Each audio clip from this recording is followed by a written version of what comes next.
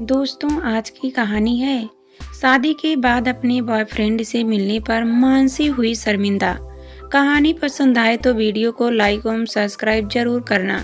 उस दिन करीब 8 साल के बाद मानसी को एक हेयर सैलून से बाहर आते देखा तो आंखों पर विश्वास नहीं हुआ। कॉलेज के दिनों में वह कभी मेरी बहुत अच्छी दोस्त हुआ करती थी।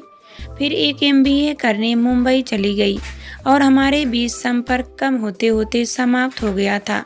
मैं मुस्कुराता उसके सामने पहुंचा तो उसने भी मुझे फौरन पहचान लिया। हमने बड़े अपनेपन के साथ हाथ मिलाया और हंसते मुस्कुराते एक दूसरे के बारे में जानकारी का आदान प्रदान करने लगे। तुम यहाँ दिल्ली में कैसे नजर आ रही हो? मेरे पति को यहाँ नई जॉब मिली है। क्या पति को घर छोड़कर केस कटवाने आई हो? नहीं भाई, वह मुझे यहाँ छोड़कर किसी दोस्त से मिलने गए हैं। बस अब लेने आते ही होंगे। तुम बताओ, जिंदगी कैसे गुजर रही है? ठीक ठीक सी गुजर रही है। तुम्हारी पत्नी क्या करती है?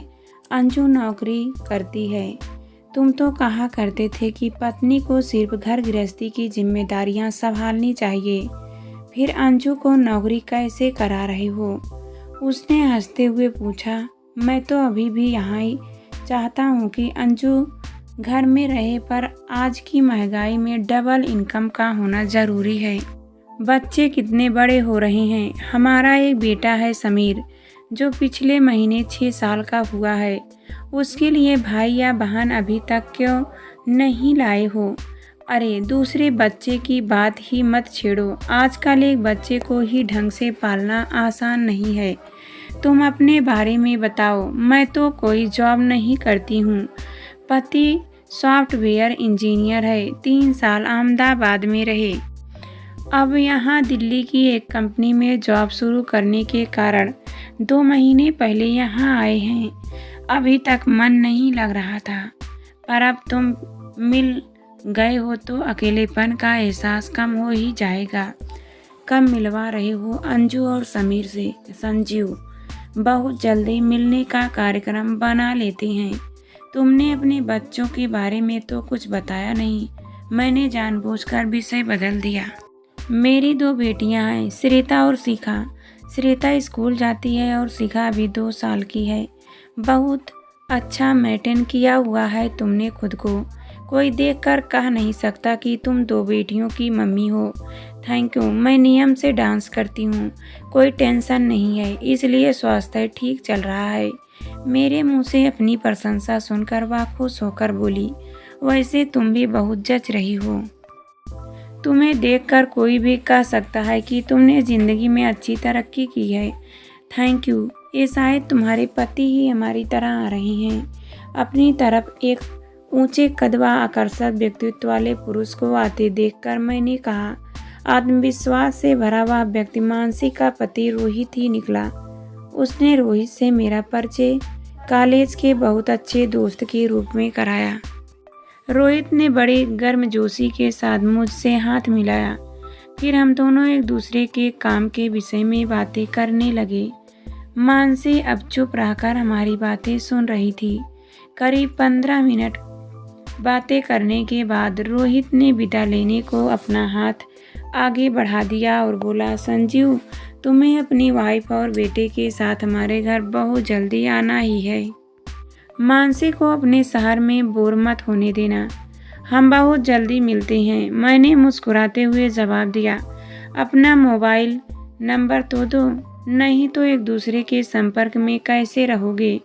मानसी को याद आया हो तो हमने एक दूसरे के मोबाइल नंबर ले लिया।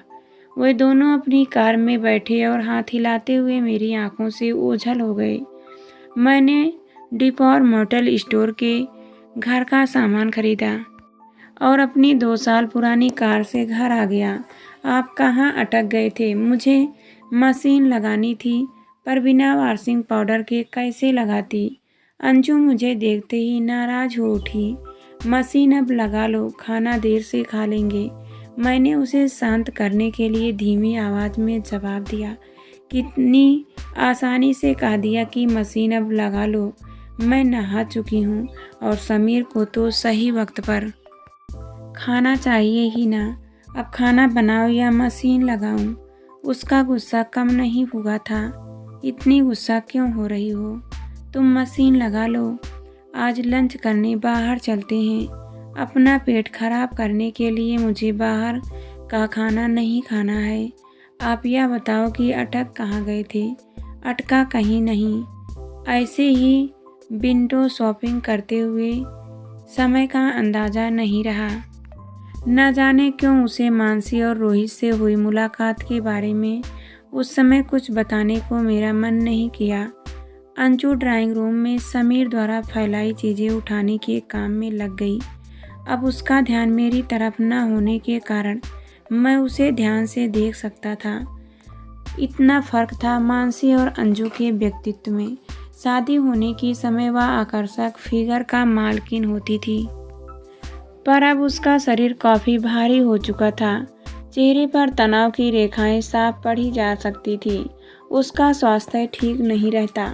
समीर के होने के समय से उसे पेट और कमर ने एक बार घेरा तो अब वह छुटकारा नहीं मिला है। अंजू की मानसी से तुलना करते हुए मेरा मन अजीब सी खिन्नता महसूस कर रहा था। रोहित और हमारे आर्थिक स्तर में खास अंतर नहीं था, पर हमारी पत्नियों के व्यक्तित्व कितने विपरीत थे। मेरा चेहरा सारा दिन मुरझाया सा रहा। रात में भी ढंग से नींद नहीं आई। मानसी का रंगरूप आंखों के सामने आते ही बगल में लेटी अंजू से अजीब सी चिढ़ हो रही थी। किसी से अपनी हालत की तुलना करके दिमाग खराब करने का कोई फायदा नहीं होता था। खुद को बार बार ऐसा समझाने के बाद ही मैं ढंग से सो पाया था। मेरे पास मानसी का 2 दिन बाद ही ऑफिस में लंच के समय फ़ोन आ गया। अपने घर का पता बताओ, हम आज रात को अंजू और समीर से मिलने आ रहे हैं।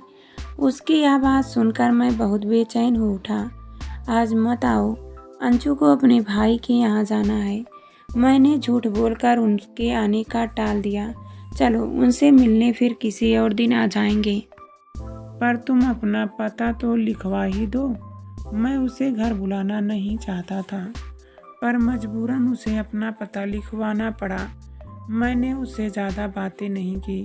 कहीं मन ही मन मैंने यह फैसला कर लिया कि मैं उनके साथ ज़्यादा घुलने मिलने से बचूंगा। फिर मैं शनिवार की शाम को ऑफिस से घर पहुंचा तो वे दोनों मुझे ड्राइंग रूम में बैठे मिले। अंजू उनसे बातें कर रही थी। मानसी के सामने वह बहुत साधारण सी नजर आ रही थी। ऐसी तुलना करते ही मेरा मन उखड़ सा गया। तभी मैं एकदम चुप सा हो गया। मेरे मुकाबले अंजू उन दोनों से वार्तालाप करने की जिम्मेदारी कहीं ज़्यादा बेहतर ढंग से निभा रही थी। मानसी ने अचानक मुझसे पूछ ही लिया, इतने उदास क्यों दिख रहे हो संजीव? सिर में दर्द हो रहा है। आज ऑफिस में काम कुछ ज़्यादा ही था। मुझे यूँ झूठ बोलना पड़ा तो मेरा मन और बुझा बुझा सा हो गया। रोहित ने मेरे बेटे समीर से बहुत अच्छी दोस्ती कर ली थी। मानसी अंजू के साथ खूब घुलकर हंस बोल रही थी। बस मैं ही खुद को उनके बीच अलग थलग सा महसूस कर रहा था। उन दोनों को रोहित के किसी मित्र के घर भी जाना था, इसलिए वे ज़्यादा देर नहीं बैठे और हमें जल्दी अपने घर आगामी रविवार को आने का निमंत्रण देने के बाद चल गए। उनके जाने के बाद मैं बहुत चिड़चिड़ा हो गया। मैंने उनसे ज़्यादा तवल्लुकात न रखने का फैसला करने में ज़्यादा वक्त नहीं लिया। ये अच्छे लोग हैं, दोनों का स्वभाव बहुत अच्छा है। अंजू के मुंह से उन दोनों की तारीफ में निकले इन शब्दों को सुनकर मैं अपनी चिड़वा नाराज़गी को नियंत्रण में नहीं रख सका। यार, इन लोगों की बात मुझसे मत करो। ये बनावटी लोग हैं, इनकी सतही चमक दमक से प्रभावित न हो।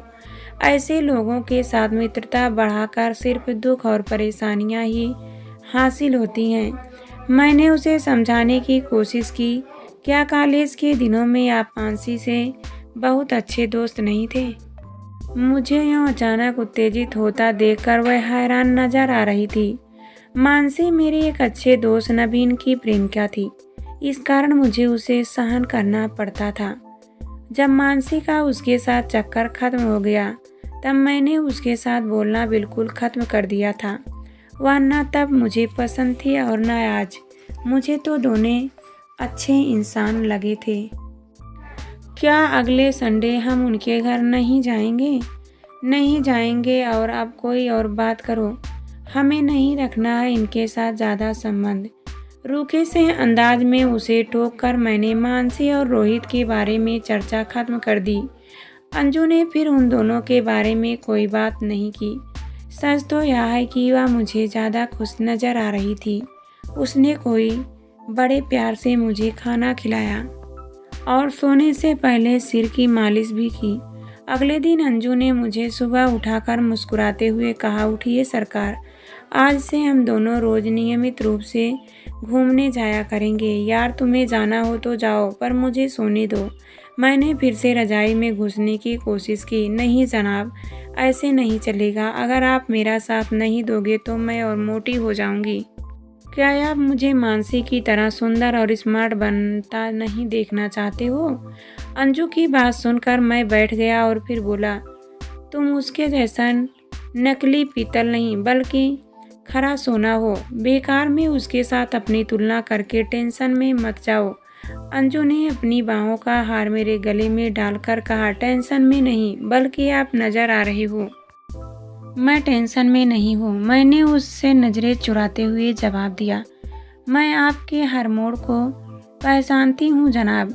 मुझसे कुछ भी छिपाने की कोशिश बेकार जाएगी।